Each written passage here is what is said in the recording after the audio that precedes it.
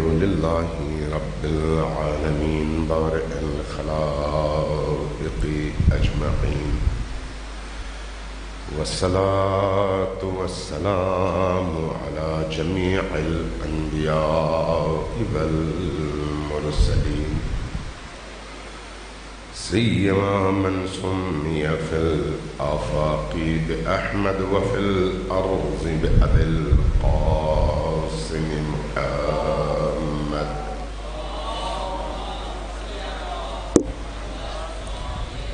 والصلاة والسلام على أولاده الطيبين الطاهرين المعصومين الميامين، واللعنة الدائمة على أعدائهم أجمعين من يوم عداوتهم إلى قيام يوم الدين. أما بعد، فقد قال رسول الله صلى الله عليه وآله وسلم: إن لقتل الحسين حرارة في قلوب المؤمنين لا تبرد أبدا. صلوات الله.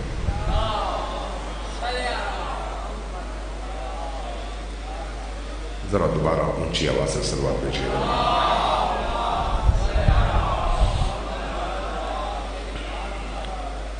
ایک دفعہ پھر ذرا اونچی آواز سے صلوات بھیجیے.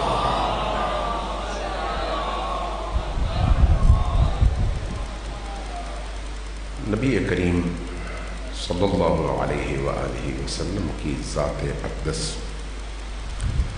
اللہ کی بارگاہ میں اتنی مقدس، اتنی محبوب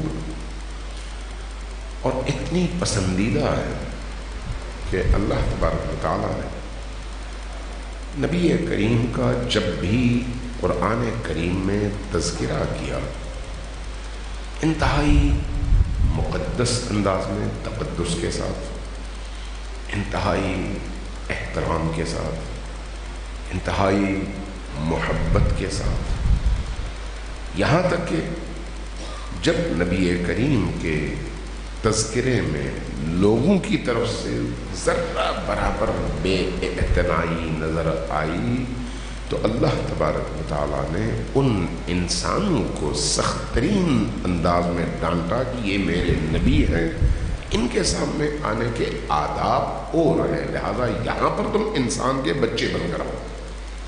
یعنی نبی کریم کی ذات سے اس حد تک اللہ کے رسول کو پیار اور محبت، اور جن سے اس ذات قدسی صفات کو محبت ہے، جن جن ہستیوں سے نبی کو محبت ہے، انہی ہستیوں سے اللہ کو بھی محبت ہے، چونکہ نبی کی محبت کا معیار بھی اللہ ہے. لہذا نبی کریم کی زندگی میں حسین ابن علی علیہ السلام کا جو مقام ہے، وہی مقام جو نبی کی نگاہ میں ہے اللہ کی نگاہ میں بھی ہے. ان جتنا نبی کو اپنے اس فرزند سے پیار اور محبت ہے، اتنا ہی اللہ کو بھی نبی کے اس فرزند اور اس بیٹے سے محبت اور پیار ہے. یہی وجہ ہے کہ جہاں نبی کریم صلی اللہ علیہ وآلہ وسلم کا تقدس اور ان کا احترام اللہ کو عزیز ہے، وہیں پر نبی سے منسوب حضرت فاطمہ الزہرا سلام اللہ علیہا بھی، امام حسن بھی اور امام حسین بھی اللہ کو اتنے ہی عزیز ہیں. تینوں کی تینوں ذاتیں. امیر المومنین خود بھی اپنی مثال آپ ہیں، لیکن بات ہو رہی ہے امام حسین علیہ السلام کی. چونکہ اللہ تبارک و تعالیٰ کو حسین ابن علی انتہائی عزیز ہے، اس لیے حسین سے منسوب ہر چیز بھی اللہ کو عزیز ہے. علی و فاطمہ، حسنین اور نبی کریم یعنی پنجدن پاک سے منسوب ہر چیز اللہ کو عزیز ہے. وہ گھر جہاں پر یہ رہتے ہیں اللہ کو عزیز ہے، وہ مٹی جس پر یہ قدم رکھتے ہیں اللہ کو عزیز ہے، وہ بات جو یہ کرتے ہیں اللہ کو عزیز ہے، جن سے یہ محبت کرتے ہیں وہ اللہ کو عزیز ہے، جس علاقے میں، جس سرزمین میں، جس شہر میں یہ رہتے ہیں وہ شہر، وہ علاقہ، وہ سرزمین اللہ کو عزیز ہے۔ اس لیے آپ دیکھیں کہ امام حسین علیہ السلام کی رہائش، یا یہ کہیں کہ ان کا مدفن کربلا کی سرزمین ہے، اور کربلا کی سرزمین چونکہ مدفن حسین ہے اس لیے اس کا تقدس باقی تمام سرزمینوں سے زیادہ ہے۔ اس کی وجہ حسین ابن علی، اس کی وجہ یہ ہے۔ اس لیے بعض روایات میں یہ ہے کہ دنیا میں جہاں کہیں بھی اللہ کی عبودیت اور بندگی کے لیے کوئی سرزمین مختص ہوئی جہاں پر اللہ کے بندے سجدہ کریں، نماز پڑھیں، عبادت کریں، مسجد بنائیں، وہ سرزمین یقینی طور پر کربلا میں حسین ابن علی علیہ السلام کے بدن اطہر سے جڑنے اور ٹچ ہونے والے مٹی کے کسی ذرے کی آماجگاہ بنی ہے، جس کی وجہ سے اللہ نے اس ذرے کی بدولت اس سرزمین کو یہ تقدس عطا فرمایا کہ یہ سرزمین انسان کی سجدگاہ اور اللہ کی عبادت کی جگہ قرار پائے۔ یہ بات بزرگوں نے لکھا ہے۔ وجہ حسین ابن علی سے اس کی نسبت، صرف نسبت نہیں، حسین ابن علی سے اس کا ایک تعلق۔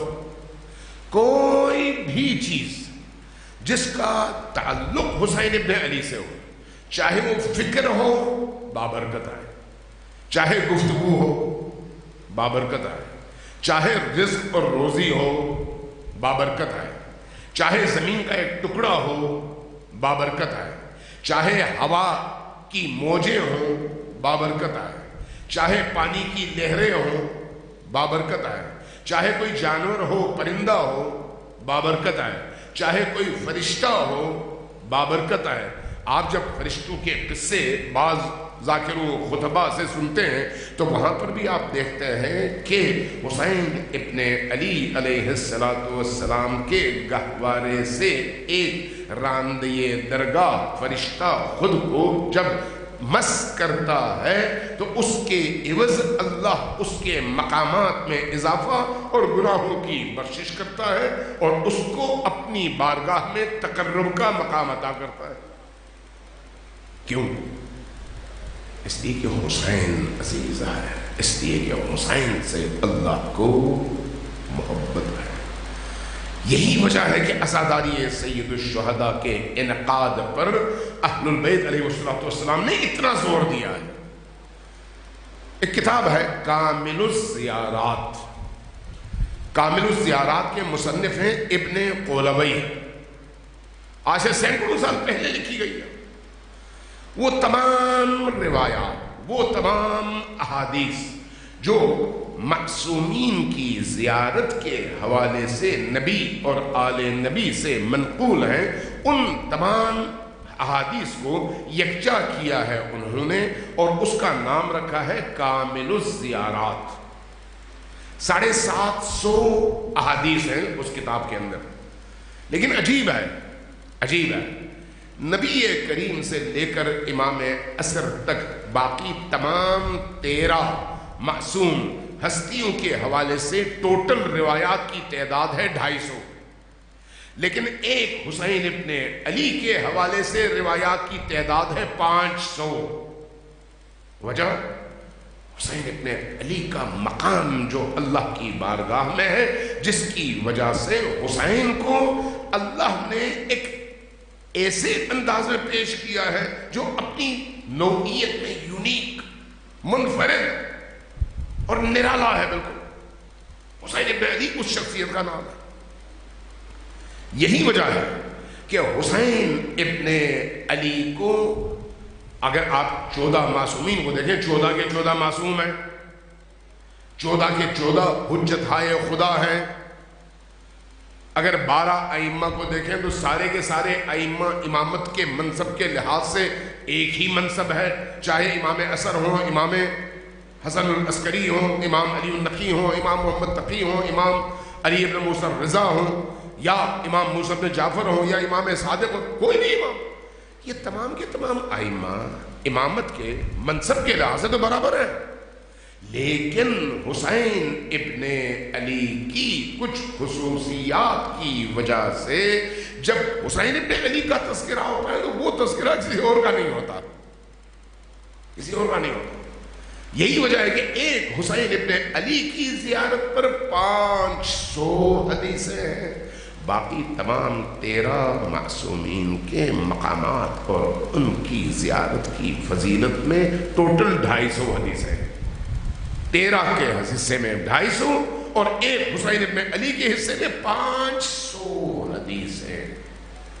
یہی وجہ ہے کہ حسین ابن علی سے منسوب ہر چیز اپنی جگہ یونیک ہے. یہی وجہ ہے. آپ یہاں پر دیکھ لیں، آپ کو بھی حسین ابن علی سے جو عشق تعلق ہے وہ اگرچہ باقیوں کے ساتھ بھی ہے، لیکن حسین کا تذکرہ ہوتا ہے تو آپ کی کیفیت اور طرح کی ہوتی ہے. وجہ حسین ابن علی کا وہ مقام. احادیث میں ان تمام ائمہ کو رحمت خدا کا مظہر قرار دیا گیا ہے. یہ سارے کے سارے ائمہ، نبی کریم مظہر رحمت خدا ہے، امیر المؤمنین مظہر رحمت خدا ہے، فاطمہ الزہرا سلام اللہ علیہا مظہر رحمت خدا ہے.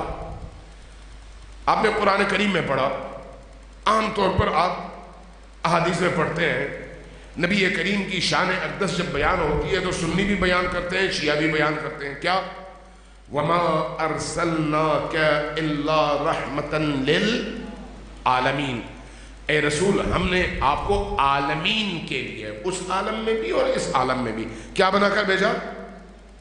رحمت بنا کر بھیجا. ایسا ہی ہے، رحمت بنا کر بھیجا. تھوڑی دیر کے لیے غور کیجیے، توجہ ہے آپ کی یا تھکے ہوئے ہیں؟ اگر صبح سے مختلف جگہوں سے ہوتے ہوئے یہاں تک پہنچے ہوئے تھکے ہوئے ہیں تو میں مختصر ترین گفتگو کر کے آپ کی زحمت تمام کرتا ہوں. جو لوگ نہیں تھکے وہ ذرا اونچی آواز سے صلوات بھیجیں.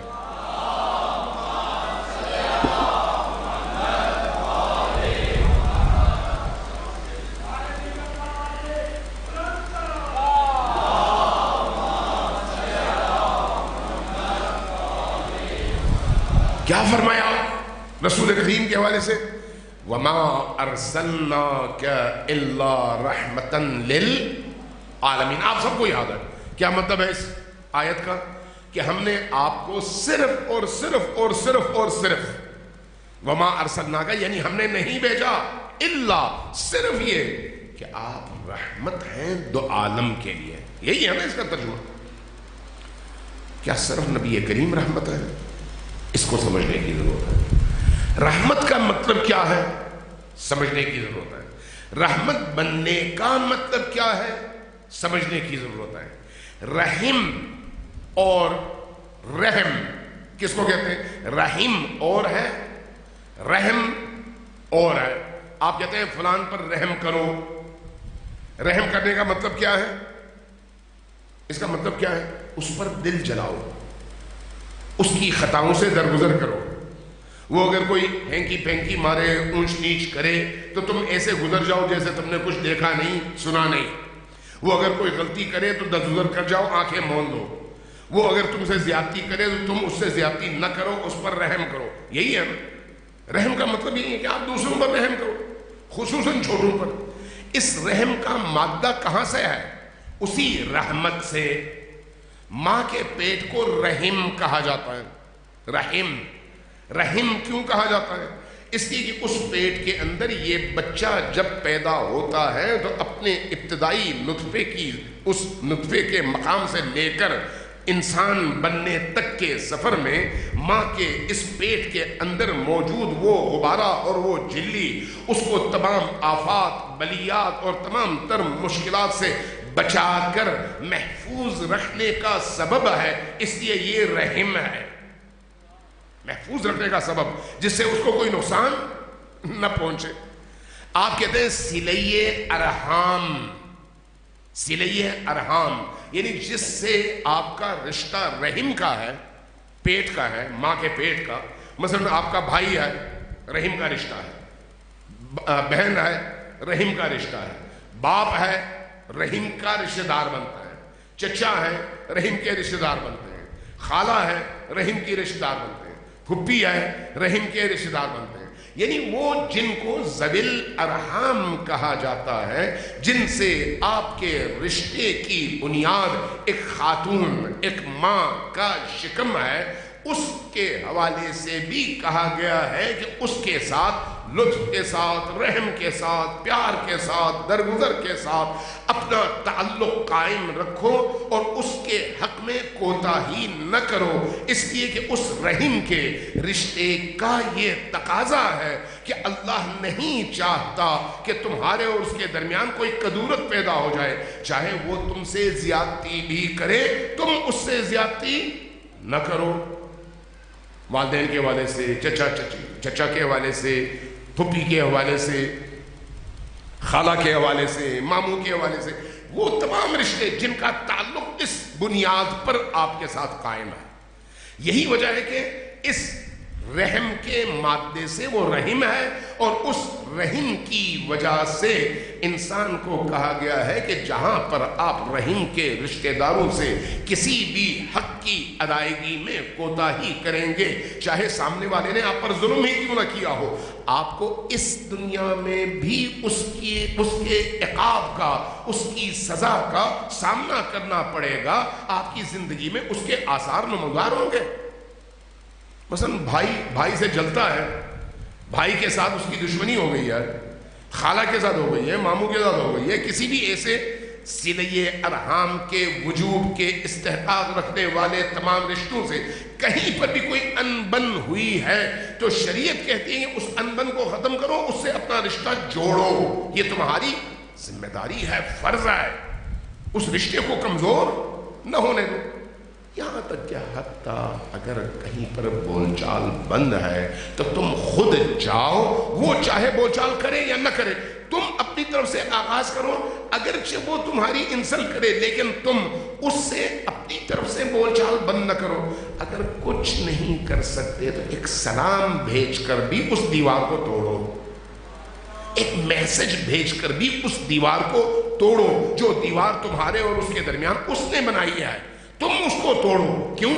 تم اس کے عقاب سے بچو گے، تم اس کی سزا سے بچو گے۔ یہ رشتے ایسے رشتے ہیں، اور رحم ایسا عنوان ہے، اور اس سے متعلق تمام احکام اتنے نازک ہیں۔ اس کا تعلق کس چیز سے؟ اسی رحمت خدا سے۔ اللہ تبارک و تعالیٰ نے نبی کریم کو اس رحمت کا مظہر بنایا ہے، اس رحمت کا مظہر۔ اب ایک معروف جو مقولہ ہے اور آپ سب بار بار سنتے ہیں، کہا جاتا ہے کہ ایک ماں جتنا اپنے بچے پر مہربان ہوتی ہے وہ آپ سب کو معلوم ہے۔ جب اللہ کی بات آتی ہے تو بعض مولوی حضرات فرماتے ہیں کہ اللہ 70 ماؤں سے زیادہ رحم کرنے والی ذات ہے۔ یہ سنا ہے آپ نے؟ سنا ہے یا نہیں سنا؟ جھوٹ ہے۔ آپ کو حیرت ہوگی کیسے جھوٹ ہے؟ ہاں جھوٹ ہے، غلط ہے۔ اللہ کی معرفت نہ ہونے کی وجہ سے اس طرح کی فضول باتیں لوگوں نے نکالی ہوئی۔ اللہ کا رحم اور اس کی رحمت کہاں، اور ایک ماں کا مقام کہاں؟ آسمان زمین کا فرق ہے دونوں کے درمیان۔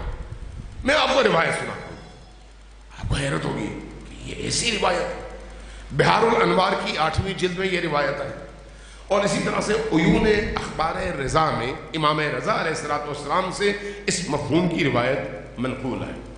روایت کیا ہے؟ فرمایا کہ اللہ تبارک و تعالیٰ کی رحمت کے 100 حصے ہیں۔ توجہ میں کیا عرض کروں؟ جن کی توجہ ہے وہ ذرا اونچی آواز سے صلوات بھیجیں۔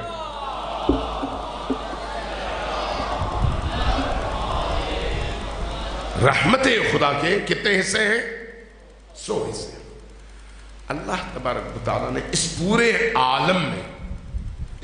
आलम में उन 100 हिस्सों में से एक हिस्सा नाजिल फरमाया है। इस आलम का ज़र्फ उस एक हिस्से को सिर्फ उठा सकता था, उससे ज्यादा नहीं उठा सकता था। तवज्जो दे, क्या अर्ज करूं, इस पूरे आलम का ज़र्फ उतना ही था कि अल्लाह के 100 हिस्से रहमतों में से एक हिस्सा रहमत का बोझ उठा सकता। जरा कुरान करीम पढ़िए, इस बात को समझाने के लिए मैं अर्ज करूं।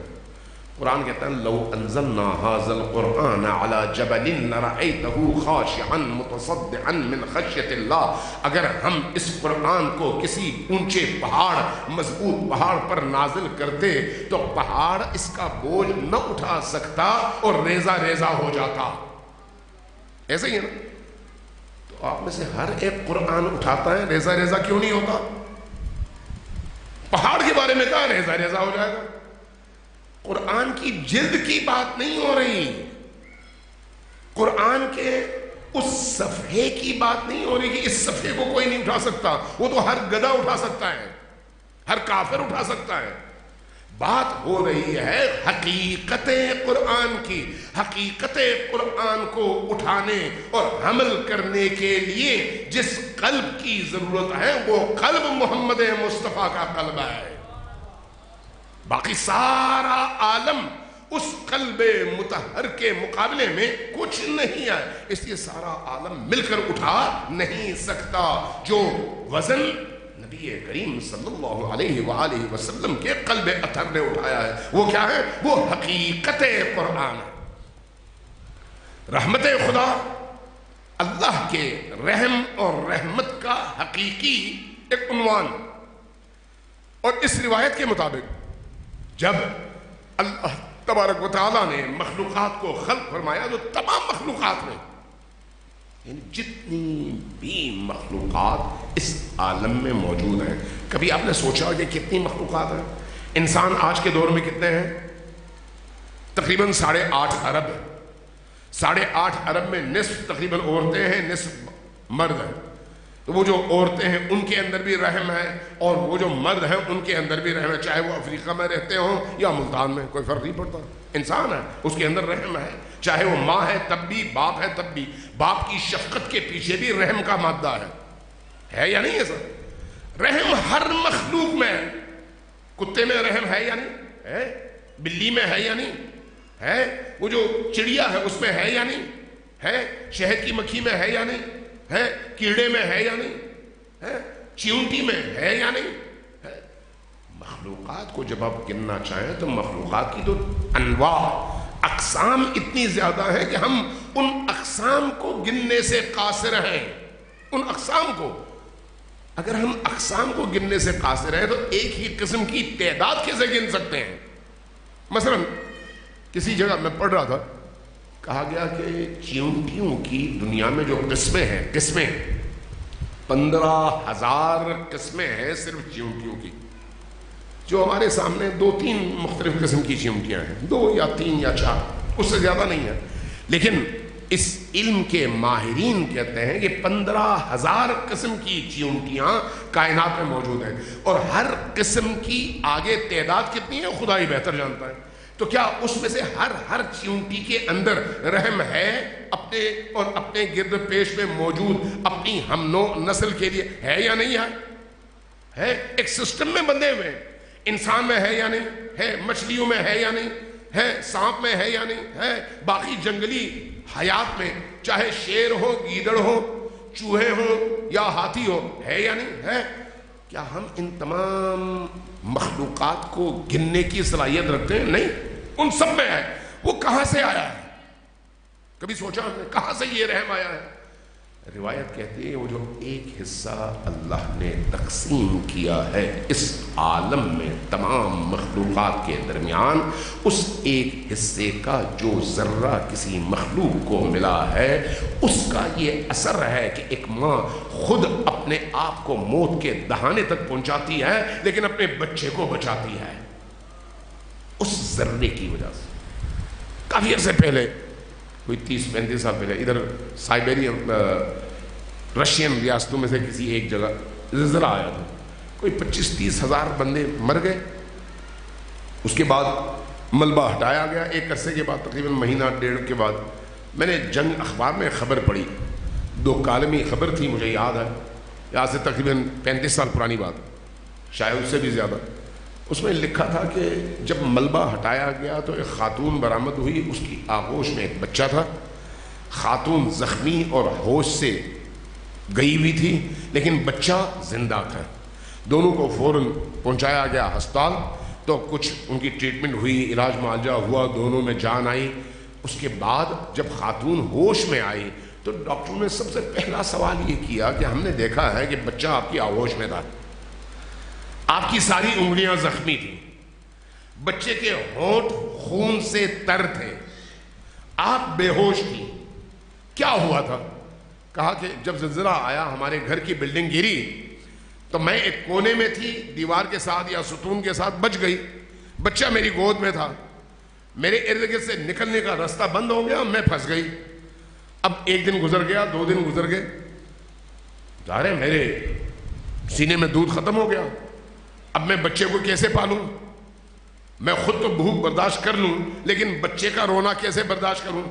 میں نے دیکھا میرے ساتھ میں کوئی پتری ہے، میں نے اپنی انگلی زخمی کی، خون نکلنے لگا تو وہ انگلی بچے کے منہ میں ڈالی.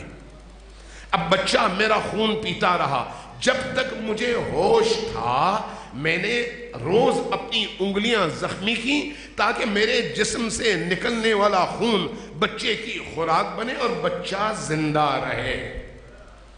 خاتون کون تھی؟ ایک مسیحی عیسائی خاتون. تو اس خاتون کو کس نے یہ سمجھایا کہ اپنے بچے کو بچانے کے لیے اپنے آپ کو قربان کرو؟ کسی نے اس کو پڑھایا تھا؟ کسی نے اس کو کتابوں میں کہا تھا اور پڑھایا تھا کہ یہ کام کرو؟ نہیں. کہاں سے آیا؟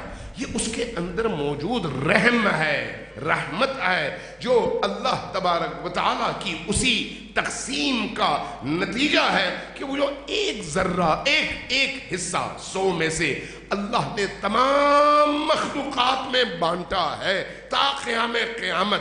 اس میں سے جو ذرہ اس ماں کے حصے میں آیا ہے اس کا نتیجہ یہ ہے کہ یہ ماں یوں خود کو قربان کرے لیکن بچے کو آنچ نہ آنے دے. اب روایت پر غور کریں، آپ دیکھیں اللہ کتنا مہربان ہے.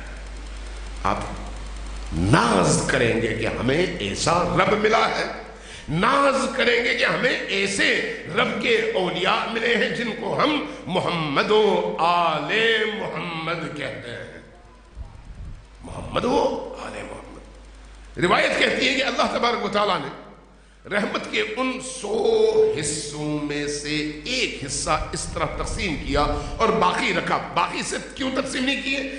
اس لیے کہ یہ عالم امکان ہے، اس عالم ممکنات میں موجود موجودات اور مخلوقات میں اللہ کی ان تمام رحمتوں کو سمیٹنے کی ظرفیت نہیں ہے. برتن چھوٹا ہے، رحمت بڑی ہے، سمیٹ نہیں سکتے. پھر کیا ہوا ہے؟ روایت کہتی ہے کہ اللہ تبارک و تعالیٰ نے اپنی وہ ساری کی ساری رحمتیں یا عطا کی ہیں محمد الرسول اللہ کو، یا عطا کی ہیں محمد الرسول اللہ کی ان اولادوں کو جن کو ہم اہل البیت اور معصومین کہتے ہیں. باقیوں کو نہیں، باقیوں کو وہی ذرہ ملا ہے. اس لیے حسین ابن علی کو روایات میں باب رحمت اللہ الواسعہ کہا گیا ہے. اللہ کی اس وسیع رحمت کا دروازہ. کون؟ حسین ابن علی. اب ذرا سوچئے کہ وہ ساری رحمتیں ایک شخصیت میں جمع ہیں جس کو حسین ابن علی کہتے ہیں. باقی تمام مخلوقات میں ایک کا وہ ذرہ ہے جو کھرب مخلوقات میں تقسیم ہونے کے بعد کوئی ایک ذرہ اس کو ملا ہے. لیکن حسین مظہر رحمت خدا ہے، مظہر رحمت خدا. یہی وجہ ہے کہ अहादीस में कहा गया बाबू रहमतुल्लाहिल वासिअह, अल्लाह की उस वसी रहमत का दरवाजा। कौन? हुसैन इब्न अली, हुसैन इब्न अली। अब रहमत का मतलब भी समझेंगे। रहमत का मतलब क्या है? अगर आप अहले लुगत को देखें, अजीब है, अहले लुगत कहते हैं कि जो शख्स जरूरतमंद है, जरूरतमंद, उस जरूरतमंद की जिंदगी की तमाम जरूरियात को पूरा करना रहमत कहलाता है। तवज्जो है मैं क्या कह रहा हूं? तवज्जो चाहिए आपकी कि एक जरूरतमंद मौजूद और मखलूक की जिंदगी की तमाम जरूरियात को पूरा करना रहमत कहलाता है। अल्लाह ने नबी को किस हैसियत से भेजा?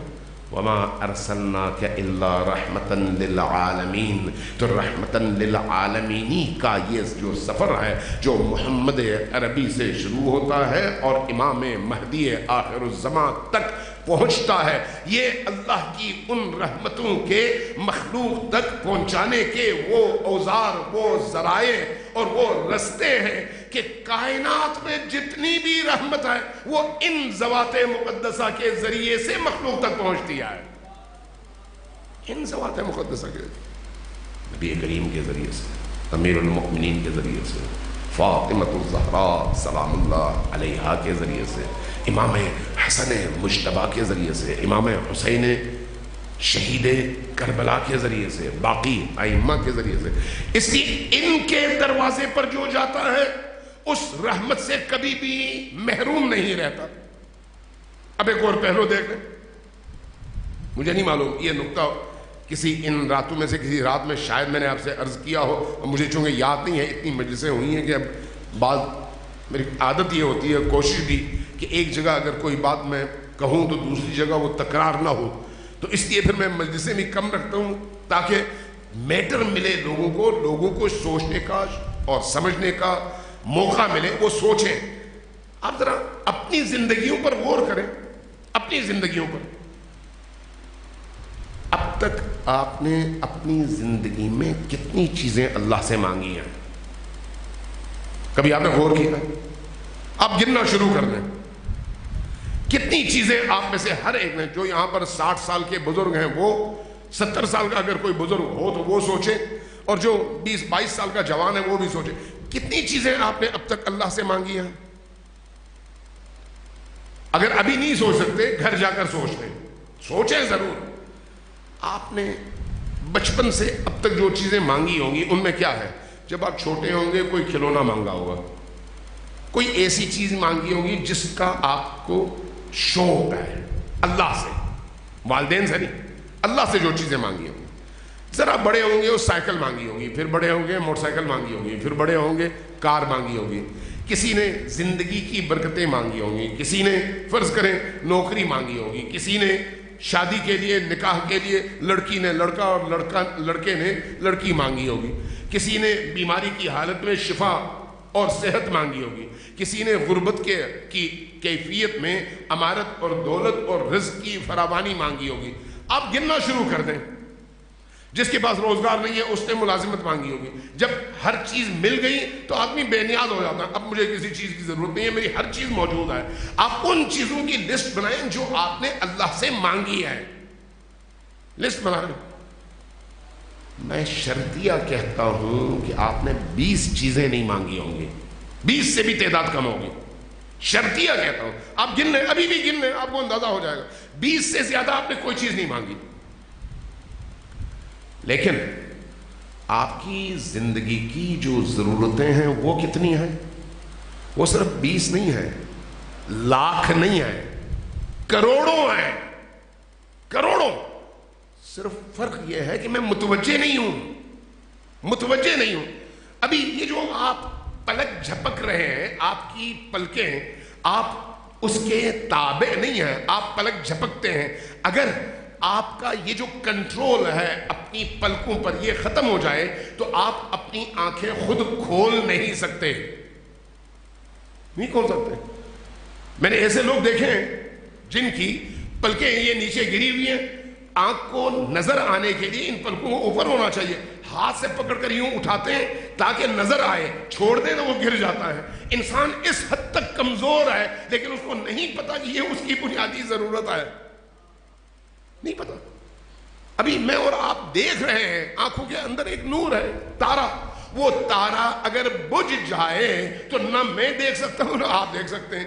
کیا میں نے اور آپ نے یہ چیزیں اللہ سے مانگ کر لی ہیں؟ نہیں. آپ میں سے کس نے یہ چیز مانگی ہے؟ کسی نے بھی نہیں, کسی نے بھی نہیں مانگی.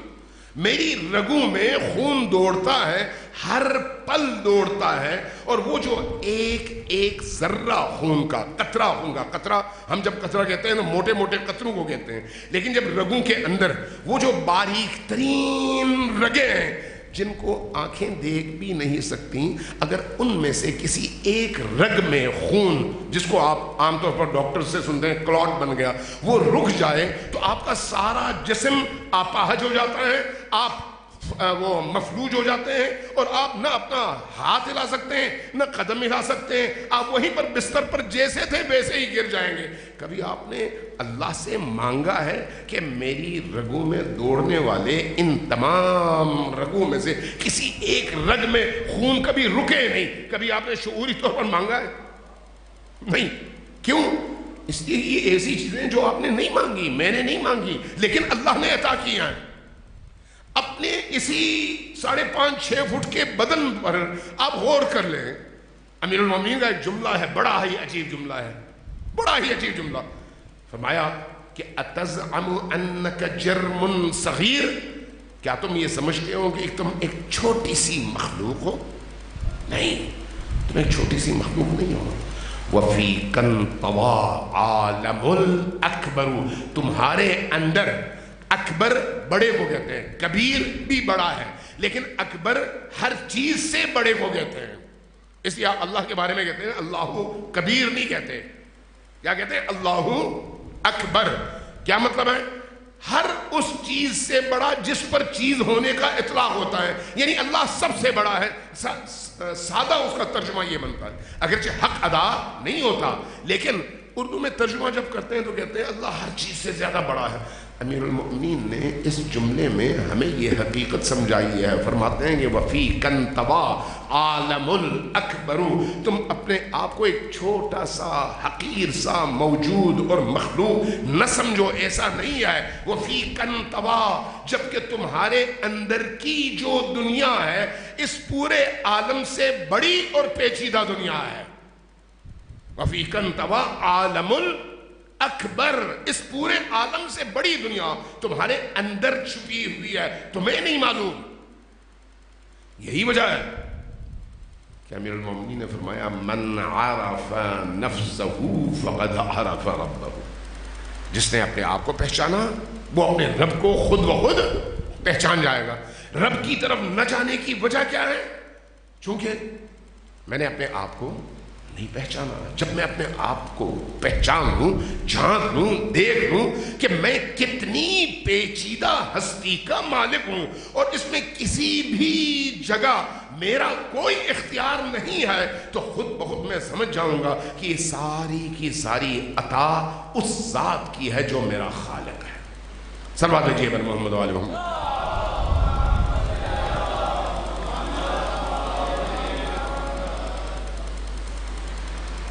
دوبارہ ذرا اونچی آواز سے صلوات بھیجیے بر محمد.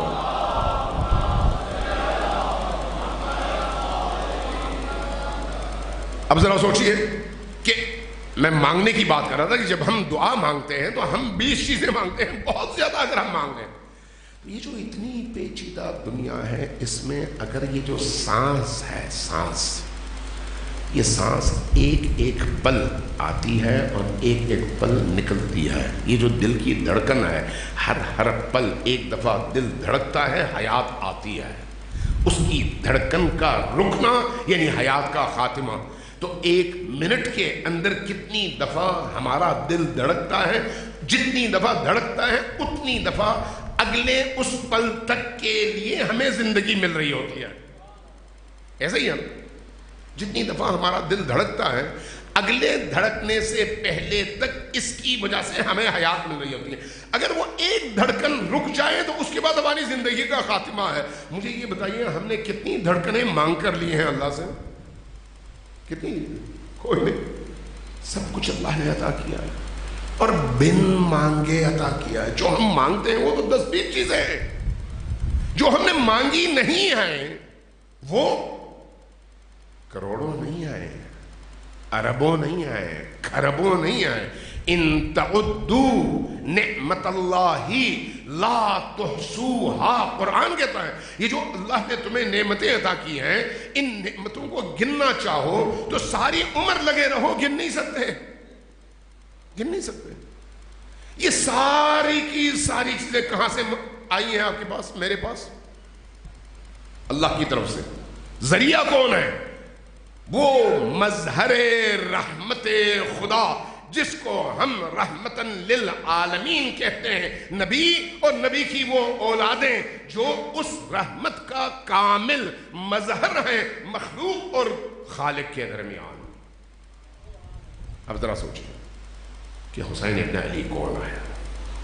حسین ابن علی اور ہمارے درمیان کس طرح کا رشتہ قائم ہے؟ حسین ابن علی ہماری زندگیوں پر کس کس طرح سے اثر انداز ہوتے ہیں؟ اگر ہم ان چیزوں کو سمجھ لیں تو واقعی ہمارے عقل کی دنیا بدل جائے گی, ہماری روح کی دنیا بدل جائے گی, ہمارے سوچوں کے دھارے بدل جائیں گے, ہم ایک نئی دنیا میں داخل ہوں گے. اس لیے ہم نے خود کو بھی کسی حد تک پہچان لیا اور اسی مناسبت سے حسین ابن علی کو بھی ایک حد تک پہچان لیا. یہ حسین ابن علی کی ذات ہے, یہ حسین ابن علی کی بارگاہ ہے. اب آئیے ذرا کلوز اپ, کیونکہ ٹائم بالکل ختم ہو رہا ہے. آپ لوگ بھی یقیناً تھک چکے ہوں گے. جو لوگ تھکے ہوئے ہیں وہ ذرا صلوات بھیجیں پر محمد و آل محمد.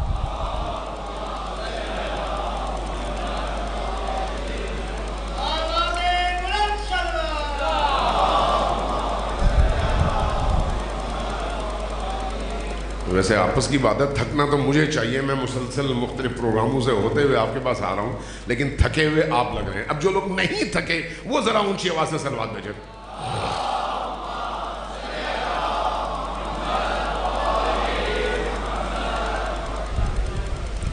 صلوات میں ہمیشہ وعجل فرجہم کو یاد رکھیں, اس لیے کہ اس وقت میرے اور آپ کے امام زمان ہیں, اور امام زمان کے ظہور کی دعا میری اور آپ کی سب سے پہلی ذمہ داری ہے. صلوات بھیجیے پر محمد و آل محمد.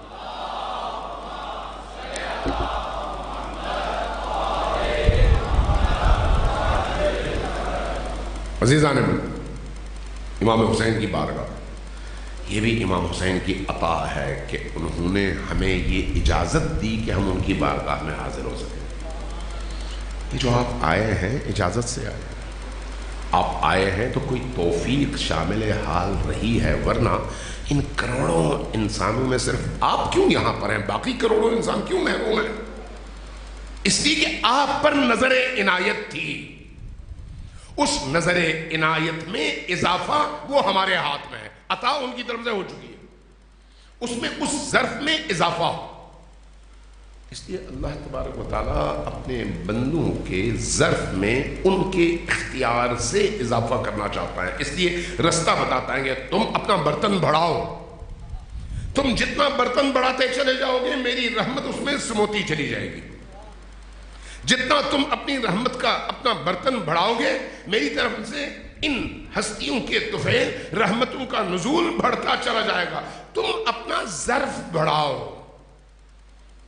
کہیں پر فرض کریں دودھ بٹ رہا ہو اور کہا جائے کہ آپ اپنے برتن لے کر آئیں, آپ جتنا برتن لے کر جائیں گے اتنا دودھ واپس لے کر آئیں گے, اس سے زیادہ تو لے کر نہیں آ سکتے.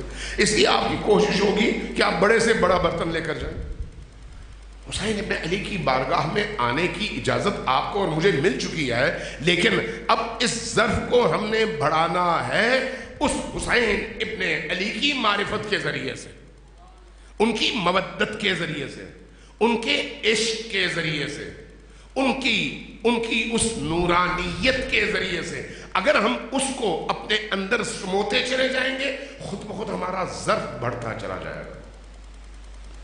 حسین ابن علی سے منسوب ہر چیز میں اثر ہے, ہر چیز میں.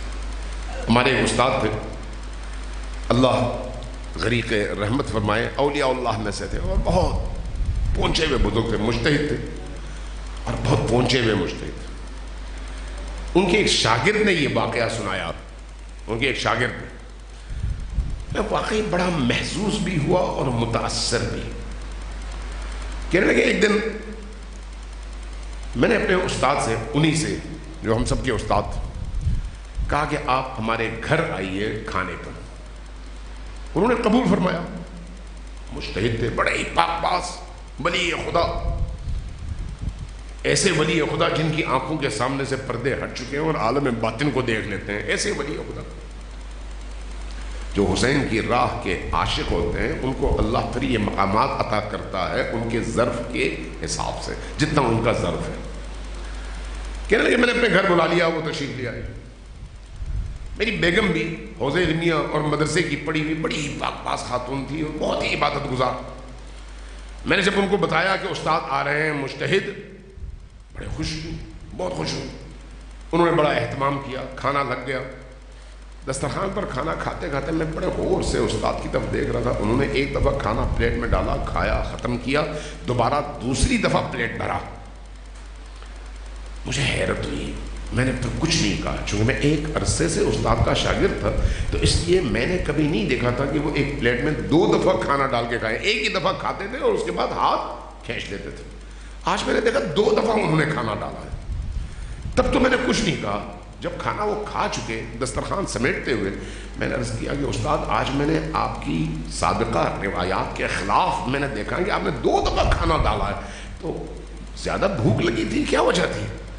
فرمایا کہ نہیں، بھوک نہیں تھی اس کی وجہ۔ میں نے پوچھا وجہ کیا تھی؟ کہا جاؤ اپنی بیگم سے پوچھو، جاؤ اپنی بیگم سے پوچھو۔ میں چلا گیا کچن میں بیگم کے پاس، میں نے عرض کیا کہ میری استاد سے بات ہوئی اور استاد نے یہ کام کیا، میں نے یہ سوال کیا، انہوں نے یہ جواب دیا، اب تم بتاؤ وجہ کیا ہے؟ بیگم نے مجھ سے کہا کہ آج میں نے جب کھانا بنایا تو پہلے میں نے وضو کیا اور اس کے بعد کھانا بنایا تھا۔ چونکہ میں نے وضو کی کیفیت میں کھانا بنایا تھا اس لیے شاید استاد نے یہ کام کیا۔ کہتے ہیں میں لوٹا استاد کے پاس، عرض کیا کہ استاد میری بیگم یہ کہہ رہی ہے۔ وہ مسکرائے، چونکہ اہل باطن تھے، باطن کو دیکھنے والے آدمی۔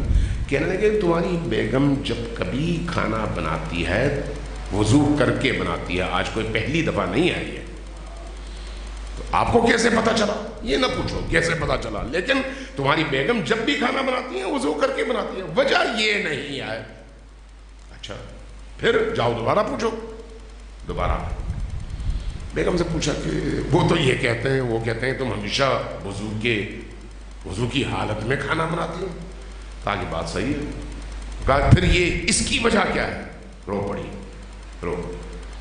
کہا کہ جب آپ نے صبح کہا کہ استاد آ رہے ہیں تو مجھ پر ایک عجیب کیفیت طاری ہوئی۔ اس کیفیت میں نے امام حسین علیہ السلام کا ذکر پڑھنا شروع کیا، اور وہ پڑھتے پڑھتے اشک بہاتے بہاتے میں نے نیت کی کہ آج یہ جو کھانا میں بنا رہی ہوں حسین ابن علی کے نام پر نظر کی نیت سے بناؤں گی۔ میں نے اس نیت سے، وضو بھی ہے، اشک بھی ہے، باطنی پاکیزگی بھی ہے، اور نیت بھی یہ ہے کہ یہ کھانا حسین ابن علی کی نظر آئے، حسین ابن علی کی نیاز آئے، لہٰذا میں نے کھانا اس عنوان سے بنایا۔ واپس آئے، پوچھا، کہا کہ آپ کی زوجہ نے بالکل درست کہا ہے کہ اس لیے کہ اس کھانے کی لذت بھی اور ہے اور نورانیت بھی اور ہے، وہ عام کھانا نہیں ہے، یہ اس کھانے کی نورانیت اور ہے، لذت اور ہے، اس لیے کہ جس نے بنایا ہے وہ پاک تھی، جس نے بنایا ہے اس نے وضو کر کے بنایا تھا، جس نے بنایا ہے اس نے ذکر حسین کو اپنی ورد زبان بنا کر آنسوں کے ساتھ بنایا تھا، اس لیے اس حسین ابن علی کے ذکر اور اس پاکیزہ نیت کی وجہ سے اس کھانے کا رنگ و روپ بدل گیا، اس کی معنویت بدل گئی، اس کا اثر بدل گیا، یہ کھانا نورانی کھانا بنا ہے، اس لیے ایسا کھانا ہر درد کی دوا اور ہر مرض کی شفا ہے۔ آپ ذرا غور کریں، ہر مٹی مٹی ہے، لیکن کربلا کی مٹی کی خصوصیت ہی اور ہے، ہر مٹی مٹی ہے. آپ کو معلوم ہے کربلا اور نجف میں فرق کیا ہے؟ کربلا اور نجف میں، نجف بھی باپ کی ملکیت ہے اور کربلا بیٹے کی، لیکن ساری احادیث آپ کم گال لیں، ساری احادیث نبی کریم سے لے کر امام زمان تک کی جتنی بھی احادیث ہم تک پہنچی ہیں، آپ کو واضح طور پر یہ کلی اصول ملے گا کہ مٹی کھانا حرام ہے. مٹی نجس نہیں ہے لیکن کھانا حرام ہے، چاہے وہ مدینہ کی مٹی ہو، چاہے وہ نجف کی مٹی ہو، چاہے وہ بقی کی مٹی ہو، کھانا حرام ہے. ایک مٹی ایسی ہے جس کو انہی ائمہ نے کہا کہ یہ مٹی نہ صرف کھانا حرام نہیں ہے بلکہ یہ مٹی ہے ہی شفا. وہ کون سی مٹی ہے؟ وہ قبر حسین کی مٹی ہے، کربلا نہیں، قبر حسین کی مٹی. امام علی کی قبر کی مٹی نہیں، حرام ہے، نہیں کھاؤ گے، مقدس ہے اپنی جگہ لیکن کھا نہیں سکتے. لیکن حسین ابن علی کی قبر کی مٹی یہ نہ صرف دوا ہے بلکہ دوا ہونے کے ساتھ ساتھ شفا بھی ہے. آپ ایک بیماری کے لیے 10 قسم کی دوائیں کھاتے ہیں، شفا کسی ایک میں ملتی ہے. دوا آپ ایک 100 قسم کی دوائیں کھا سکتے ہیں، دوائیں بہت ساری ہو سکتی ہیں لیکن شفا جس میں ہے اس کا درجہ باقی دواؤں سے اوپر ہے. یہاں پر فرمایا کہ خاک شفا یعنی قبر حسین کی مٹی شفا ہے اور ہر درد کے لیے شفا ہے. کیوں؟ اس لیے کہ وہ حسین کے قبر کی مٹی ہے، حسین کے قبر کی مٹی، اس لیے کہ حسین کی تاثیر اس مٹی میں منتقل ہوئی ہے، اس لیے یہ مٹی منسوب ہے حسین نے علی سے. اس لیے یہ عرض کروں گا، آپ کو سمپل رستہ بتایا ہے، سمپل رستہ. آپ ابھی یہاں پر یقیناً ہماری مائیں، بہنیں، بیٹیاں، خواتین موجود ہوں گی، سن رہی ہوں گی، مجھے نہیں پتا. آپ جب گھر جاتے ہیں تو ان بچوں کو، خواتین کو یہ سمجھائیں کہ نمبر 1 صبح ناشتے سے لے کر رات تک جب کبھی کھانا بنائیں، ضروری تو نہیں ہے کہ صرف محرم میں ہی نیاز ہو، ضروری تو نہیں ہے کہ آپ صرف جب عزاداری ہو رہی ہو تو تب گھر سے امام حسین کے نام پر پکا کر لا کر یہاں پر کھلائیں تو وہ نیاز ہو، ضروری تو نہیں ہے. جو بھی کھانا آپ کہتے ہیں یہ حسین کے لیے ہے، اس کا اگر کوئی ثواب ہے تو مالک حسین ہے، اس کا کوئی اجر ہے تو مالک حسین ہے. یہ کھانا میں بنا رہی ہوں حسین ابن علی کے لیے. حتیٰ پانی کا ایک گلاس، جب اللہ تبارک و تعالیٰ نے رحمت کا اتنا بڑا دروازہ کھولا ہوا ہے تو محرم کے 10 دن کیوں، سال کے 365 دن کیوں نہیں صبح ناشتہ حسین کے نام پر کریں. آپ خود کھلائیں اپنے بچوں کو لیکن حسین ابن علی کے نام پر. نتیجہ آپ کا وہی کھانا نیاز حسین ہے، نظر حسین ہے، آپ کے بیماروں کی شفا بھی ہے، دل کی نورانیت کا سبب بھی ہے. چائے کا ایک کپ ہی کیوں نہ ہو، پانی کا ایک گلاس ہی کیوں نہ ہو، ایک شربت ہی کیوں نہ ہو، حلوہ ہی کیوں نہ ہو، پراٹھا ہو، انڈا ہو، کوئی بھی چیز حسین ابن علی سے منسوب، حسین ابن علی کے لیے، حسین ابن علی کی نیت سے کہ اس کا اجر کے مالک حسین ہے. اس لیے حسین کے نام پہ میں حسین کے چاہنے والوں کو کھلا رہی ہوں، چاہے وہ شوہر ہے، بیٹا ہے، بھائی ہے، کوئی اور گھر کی فیملی. کیوں اس کھلے ہوئے دروازے سے اور رحمت کے دروازے سے ہم استفادہ نہ کریں؟ حتیٰ روایات میں ہے کہ اگر بیوی اپنے شوہر کو جو تھک ہار کر باہر سے گھر آتا ہے محبت سے ایک گلاس پانی کا پلاتی ہے تو اللہ اس کے 60 سال کے گناہ معاف فرماتا ہے. 60 سال کے گناہ. اب اگر یہی پانی وہ حسین ابن علی کی رضا، خوشی اور ثواب کی خاطر پلائے تو یہ اجر کہاں سے کہاں پہنچتا ہے.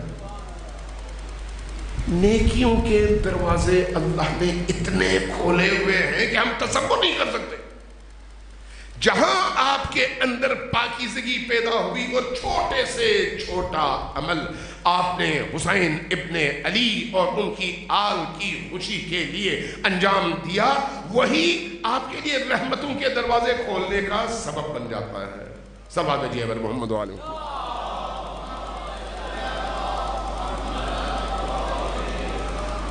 عزیزان گرامی، میں اس سے زیادہ ٹائم نہیں لیتا آپ کا، بہت ہو گیا، میں خود بھی تھک گیا ہوں اور آپ کو بھی اس سے زیادہ تھکانا نہیں چاہتا۔ 1 گھنٹے کے اندر اندر میں چاہتا ہوں کہ مجلس ختم ہو جائے۔ اپنی زندگیوں میں ان ایام کی قدر کریں، ان ایام کی۔ یہ ایام جہاں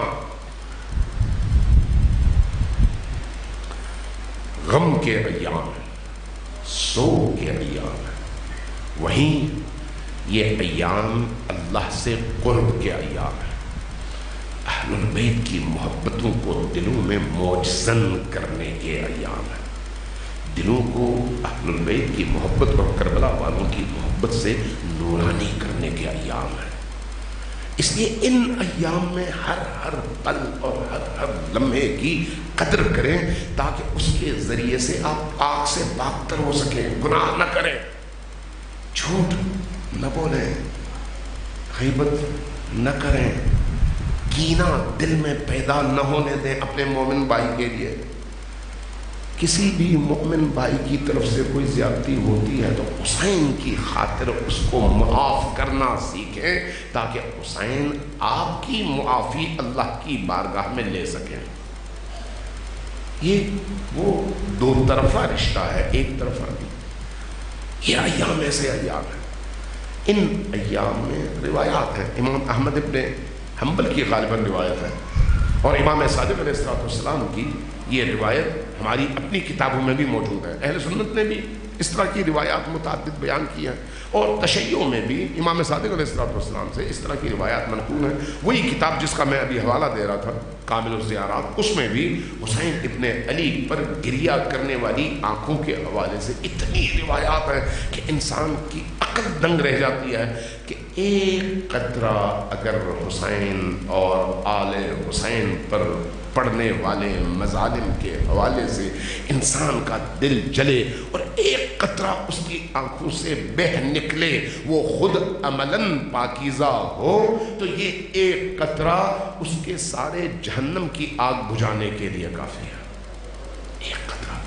ایک قطرہ صرف ایک۔ یہ ایام وہ ایام، حسین ابن علی زندہ ہے، ہمارے درمیان ہے، میری آواز سن رہے ہیں، آپ کی آواز سن رہے ہیں، آپ اس وقت جو سوچ رہے ہیں حسین ابن علی دیکھ رہے ہیں، جو ہمارے ذہنوں میں چل رہا ہے حسین ابن علی دیکھ رہے ہیں، جو کچھ ہم کرتے ہیں حسین ابن علی دیکھ رہے ہیں، اس لیے کہ وہ عین اللہ ہے، اللہ کی آنکھ، ان کی نگاہوں سے کوئی چیز اللہ نے چھپی ہوئی نہیں رکھی، دیکھ رہے ہیں۔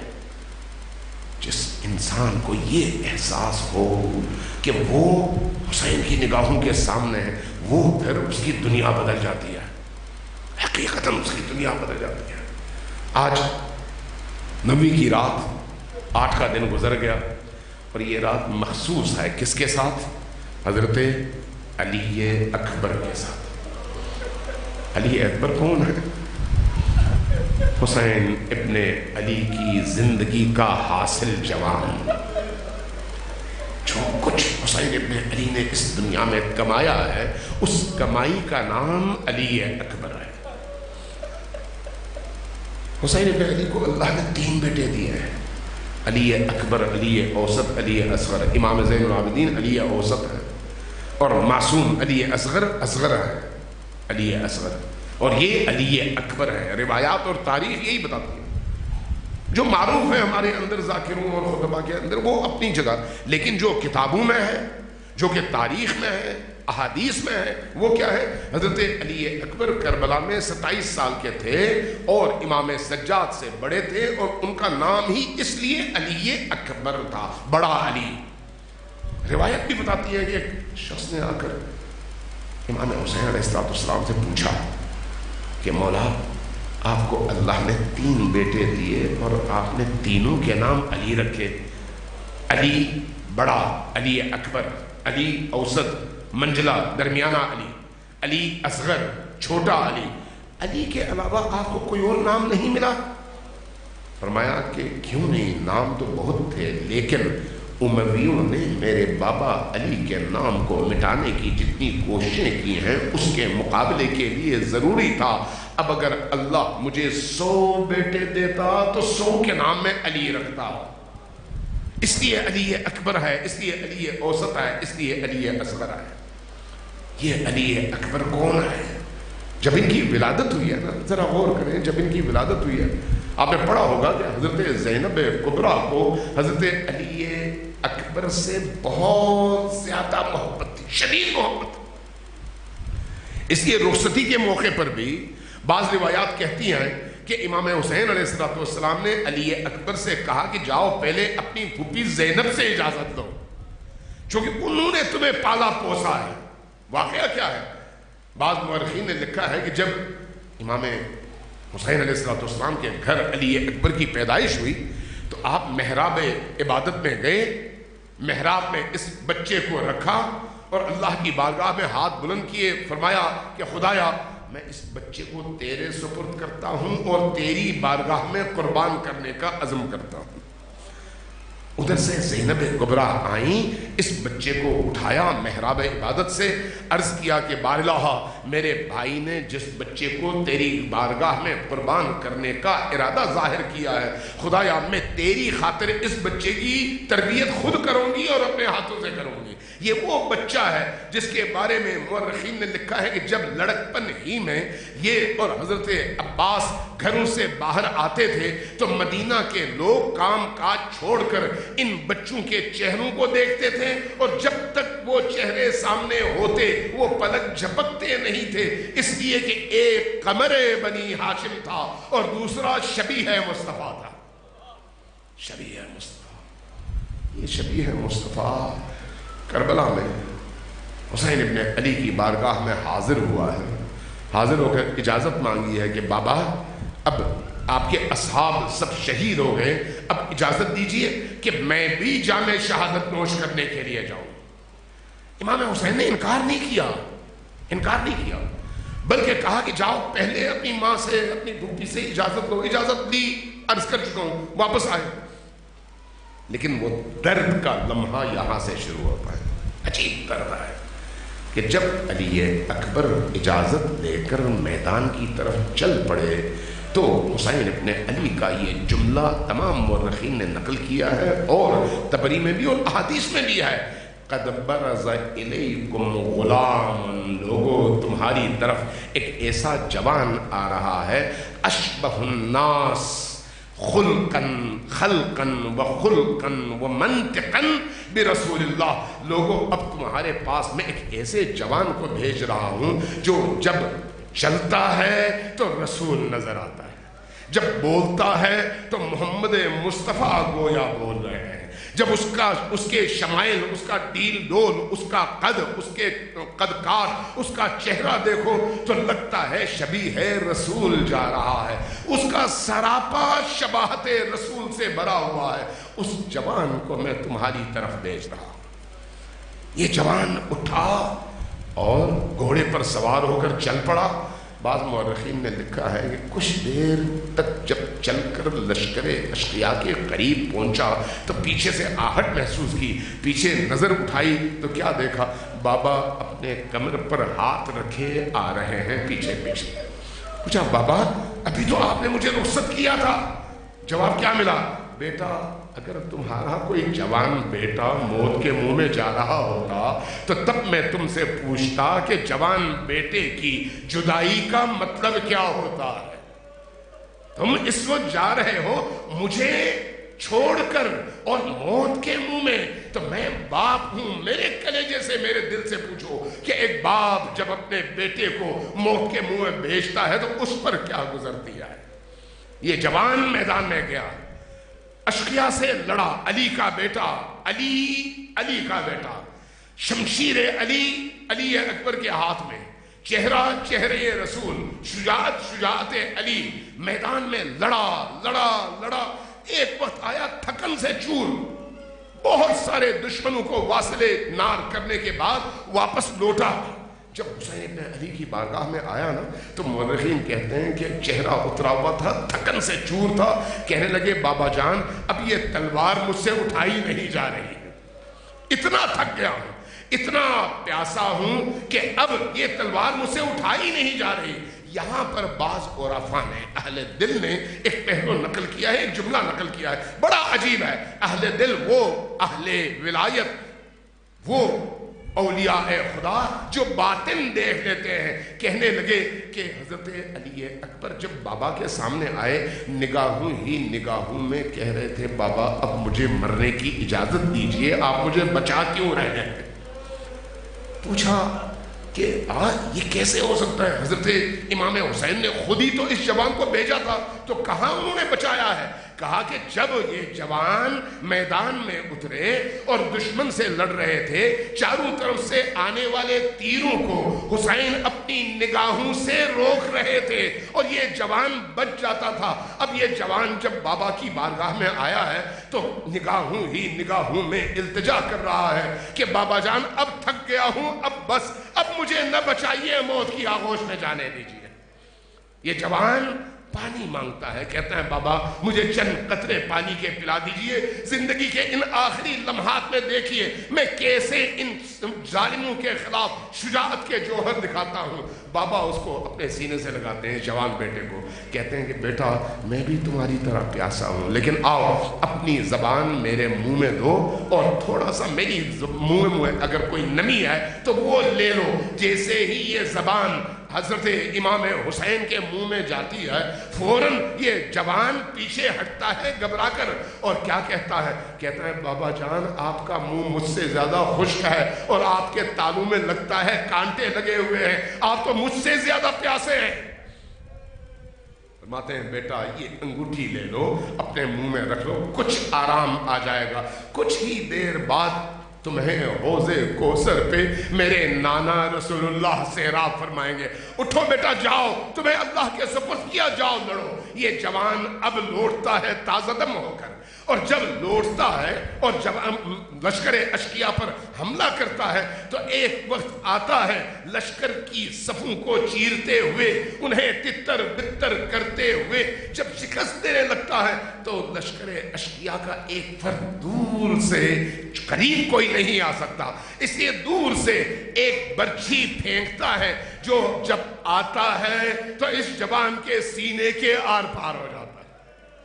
اس جوان کے سینے کے آر پار ہونے کے بعد اب ہمت بڑھتی ہے، چاروں طرف سے لشکر اشقیاء کے وہ سپاہی قریب آتے ہیں، جب قریب آتے ہیں سینے پہ برچھی لگی ہوئی ہے اور علی اکبر کا سر جھک گیا ہے، اب ہاتھ ڈھیلے پڑ گئے ہیں، آگے جا کے گھوڑے کی لگاموں کی جگہ گھوڑے کی گردن کو یوں پکڑ لیتے ہیں تاکہ پشت اسب سے زمین پر نہ گریں۔ گھوڑا سدھایا ہوا ہے، گھوڑا فوراً رخ کرتا ہے خیمے کا، لیکن جب گھوڑے کا رخ خیمے کی طرف ہوتا ہے چاروں طرف سے نرغے اعدا میں یہ گھوڑا بھی اور حضرت علی اکبر بھی نرغے میں آ جاتے ہیں۔ اب کیا کیفیت ہے؟ ادھر سے بھی تلوار کا وار ہو رہا ہے، ادھر سے بھی تلوار کا وار ہو رہا ہے، علی اکبر کی پیٹھ پر جگہ جگہ سے تلوار کے وار ہو رہے ہیں، اور اس کیفیت میں آپ کے سینے پہ برچھی لگی ہوئی ہے اور گھوڑے کا رخ خیمے کی طرف ہے۔ ایک دفعہ وہ وقت آ گیا کہ حضرت علی اکبر کے گلے سے ایک آواز بلند ہوئی، بابا جان اب آپ کا بیٹا جا رہا ہے، آئیے اپنے بیٹے کو سنبھالیے۔ حسین ابن علی تیر کی طرح سے آتے ہیں حضرت علی اکبر کے سرہانے۔ بعض علماء نے ایک جملہ نقل کیا ہے، مجھے نہیں معلوم تاریخ میں اس کا حوالہ کیا ہے، لیکن ان علماء نے یہ نقل کیا ہے کہ اس موقع پر یہ پہلی دفعہ ہے کہ زینب کبریٰ پہلے پہنچی سرہانے پر علی اکبر کے. حسین ابن علی آئے, زینب سلام اللہ علیہا کو واپس بھیجا. وجہ بیان کرتے ہیں کہ زینب کو پریشانی یہ تھی کہ جوان بیٹے کے سینے پر لگی ہوئی برچھی اور جسم کے ٹکڑے دیکھ کر حسین وقت سے پہلے خود شہید نہ ہو جائے. زینب چلی گئی خیمے میں. حسین ابن علی نے اس بیٹے کو سنبھالا, لیکن کس کیفیت میں؟ بیٹا جب حسین کی آغوش میں ہے اور حسین اس برچھی کو نکال رہے ہیں تو برچھی جیسے ہی باہر نکلی اس برچھی کے ساتھ کلیجہ بھی باہر نکل آیا. اب یہ منظر ایسا تھا کہ بیٹے کی زندگی کا آخری رمق اور آخری لمحات ہیں. اب علی اکبر بابا کے چہرے کی طرف خون آلود نگاہوں سے دیکھتے ہیں, خون چہرے پر ہے. دیکھتے ہوئے فرماتے ہیں کہ بابا جان, میرے نانا رسول نے مجھے آب کوثر سے سیراب فرما دیا ہے, میری پیاس بجھ گئی ہے. میرے نانا رسول کے ہاتھ میں کاسا ہے. میری نانی, میری دادی فاطمۃ الزہرا بھی موجود ہے. میرے دادا علی مرتضیٰ بھی موجود ہیں. میرے نانا فرما رہے ہیں کہ بیٹا علی اکبر اپنے بابا سے کہو ہم تمہارے منتظر ہیں, جلدی آ جاؤ. اپنے کاسے کا یہ مشروب اور حوض کوثر کا یہ مشروب تم بھی پی لو, تمہاری بھی پیاس بجھ.